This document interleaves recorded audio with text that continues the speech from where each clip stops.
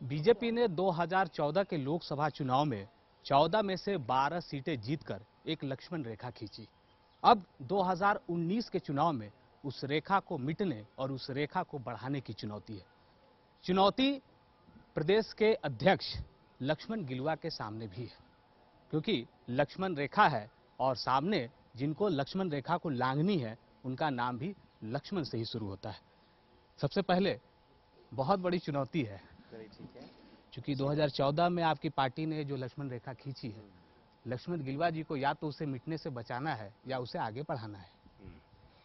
देखिए, 2014 लोकसभा चुनाव में भारतीय जनता पार्टी ने झारखंड प्रदेश में 14 लोकसभा में से 12 लोकसभा पर विजय प्राप्त किया था। भारतीय जनता पार्टी ने जीती थी। हमारा दुमका और राजमहल जो अनुसूचित जनजाति सीटें हैं दोनों, हम वहाँ चुनाव हार गए। लेकिन यदि देखेंगे तो उसकी हारने की जो अंतर है वह बहुत कम है। तो आज भारतीय जनता पार्टी 2019 की लोकसभा चुनाव की पूरी तरह तैयारी कर ली है।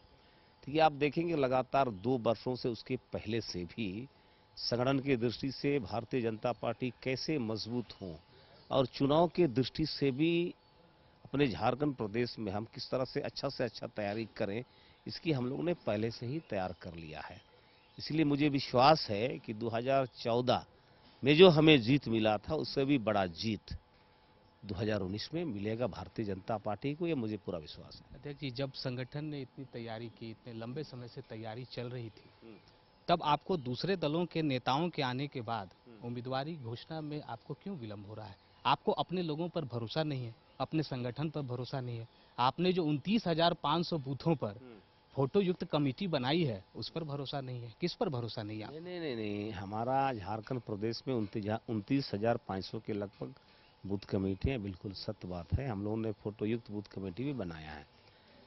हम लोगों ने समय से पहले 10 प्रत्याशियों की नामों की सूची की घोषणा कर दी है। मात्र 3 लोकसभा सीटों पर हमें घोषणा करना है। देखिए, जब केंद्रीय चुनाव समिति बैठती है और प्रदेश चुनाव समिति एक साथ बैठती है तो बड़ी बिंदु पर विचार करती है। विचार करने के बाद ही संभावित नामों पर चर्चा करती है और किसी एक के नाम को तय करता है। जहां तक रांची, चतरा और आपका कोडरमा है, चूंकि उदाहरण मैं देता हूं रांची का, चूंकि इसका प्रत्याशी हमारा बहुत अच्छा है। उन्होंने काम भी 5 वर्ष में बहुत सुंदर किया, बहुत अच्छा काम किया, जनता इससे काफी खुश है। लेकिन पिछले दिनों नीतिगत फैसला होने के वजह से आदरणीय रामलाल चौधरी जी का नामों पर थोड़ा सा विचार नहीं हो सकता है, तो दूसरा और सेकंड लाइन, थर्ड लाइन, चौथा लाइन पर विचार हो रहा है। अभी भी संभावित सूची में हमने 3-4 का नाम दिया है। ठीक उसी प्रकार आप कोडरमा को यदि देखेंगे तो वर्तमान सांसदों का रिपोर्ट कार्ड मंगाया जाता है, उसके आधार पर प्रत्याशियों का घोषणा होती है। तो मुझे लगता है कि कोडरमा में कहीं थोड़ा दिक्कत आ रही थी और भी सेकंड लाइन, थर्ड लाइन के नामों पर चर्चा हो रही है, लेकिन कहीं ना कहीं किसी ना किसी कारण से लोग विलंब किया है। मुझे लगता है कि जल्दी हो जाएगा। ठीक उसी प्रकार चतरा भी, सुनील जी का थोड़ा विरोध हो रहा था, लेकिन बहुत ज़्यादा विरोध मुझे लगता है नहीं है, लेकिन फिर भी विचार लोग करने में विलंब जरूर कर रहा है। लेकिन हम लोगों ने संभावित प्रत्याशियों की नाम केंद्रीय चुनाव समिति को दे दिया गया है। मुझे विश्वास है 1-2 दिन के भीतर ये 3 जो बचा हुआ लोकसभा है उसका नामों की घोषणा भी, अपना जो प्रत्याशी कौन होंगे इसका घोषणा हो जाएगा। अच्छा, अगर परफॉर्मेंस के हिसाब से ही बात करें, अगर रविंद्र राय जी का परफॉर्मेंस सही नहीं है, अगर सुनील सिंह जी के नाम को लेकर कोई विरोध हो रहा है, तो इसकी क्या गारंटी है कि जो दूसरे दल से आप लेकर आ रहे हैं उसका विरोध नहीं होगा और उसका परफॉर्मेंस सही होगा, जो कि अब तक चुनाव कभी जीते ही नहीं है एमपी के चुनाव में? नहीं, देखिए, सबसे पहला चीज तो यह है कि हमारा मानना यह है केंद्रीय नेतृत्व का, एक सीट भारतीय जनता पार्टी जीते, इस विचार के साथ आगे बढ़ रही है। और टिकट का जहां तक घोषणा करने की बात है, इसमें यह पॉइंट उसमें है। तो कोडरमा, चतरा, रांची विलंब जरूर हुआ, मैं इसको मान सकता हूं, लेकिन अभी हम लोगों ने संभावित प्रत्याशियों का जो सूची है वो 2 दिया है। मुझे लगता 2 दिनों के अंदर हो जाएगा। राम टहल जी कह रहे हैं कि याचना नहीं अब रण होगा। ये कैसा रण है, किसके खिलाफ होगा? बीजेपी संगठन के खिलाफ होगा, अपने पूरे कामकाज के खिलाफ होगा? लोकतंत्र व्यवस्था में तो कोई भी व्यक्ति कुछ भी कह सकता है, अधिकार है ये, इसको आप मना नहीं कर सकते, रोक नहीं सकते हैं। मुझे लगता है कि कुछ ना कुछ देखिए, चूंकि ये नीतिगत फैसला होने की वजह से उसका नाम नहीं आ पा रहा है।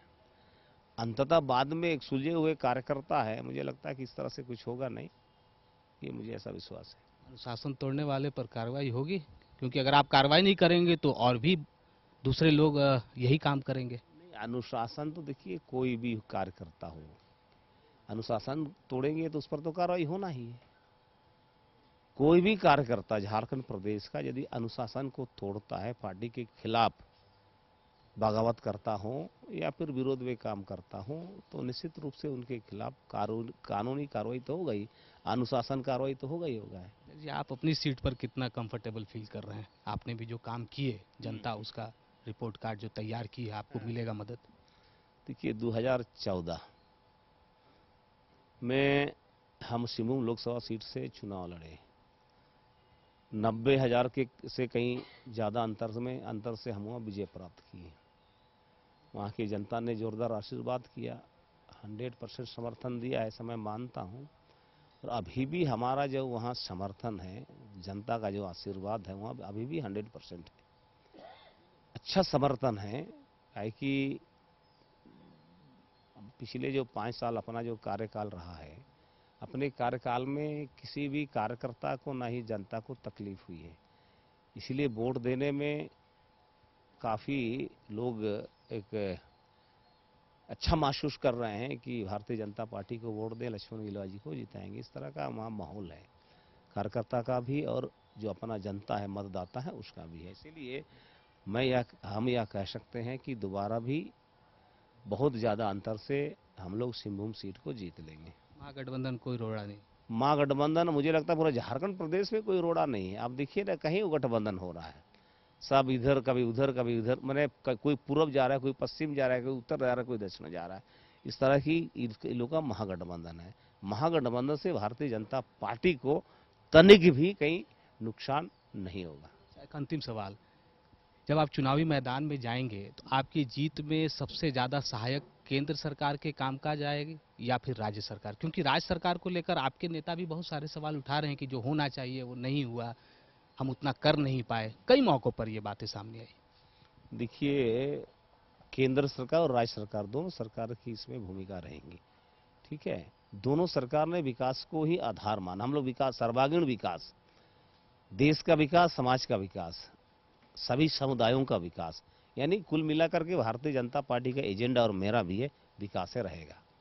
और राष्ट्रीय सुरक्षा, देश की सुरक्षा, अपना क्षेत्र की भी सुरक्षा, या यदि दो चीज को देखेंगे तो इसी आधार पर ही हम चुनाव में जाएंगे। और मुझे लगता है कि हमारा जो एजेंडा है, या राज्य की जनता, देश की जनता, अपने क्षेत्र की जनता भी इसको लाइक करेंगे, पसंद करेंगे। तो विकास और राष्ट्रीय सुरक्षा के नाम पर झारखंड में बीजेपी चुनाव लड़ेगी और लक्ष्मण गिलुआ की ये कोशिश होगी कि पिछले चुनाव में जो लक्ष्मण रेखा खींची गई थी उससे थोड़ी और आगे बढ़कर एक नई रेखा खींचना, ताकि महागठबंधन पूरी तरह से धाराशाही हो जाए। कैमरा पर्सन सुशील के साथ अविनाश कुमार, न्यूज़ 11 रांची।